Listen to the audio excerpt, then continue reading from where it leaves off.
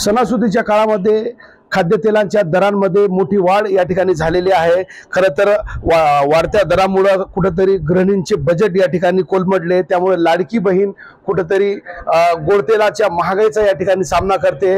मागच्या महिन्यामध्ये 100 ते 110 रुपये प्रति लिटर असलेला गोडतेल आता कुठेतरी 130 पेक्षा अधिक इतका या ठिकाणी दर झालेला आहे।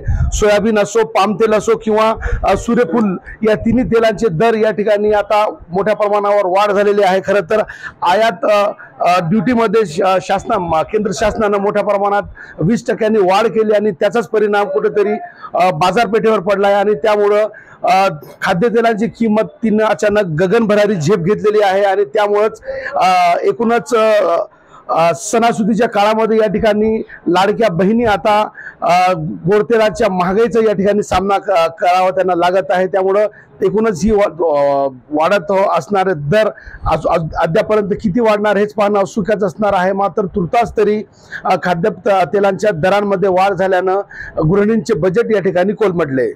कॅमेरा पर्सन सय्यद खिजरसह नजीर खान, TV9 मराठी, परभणी।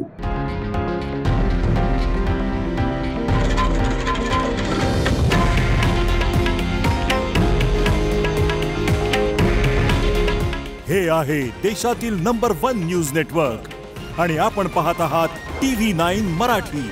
काळजी तुमची, हित महाराष्ट्राचं।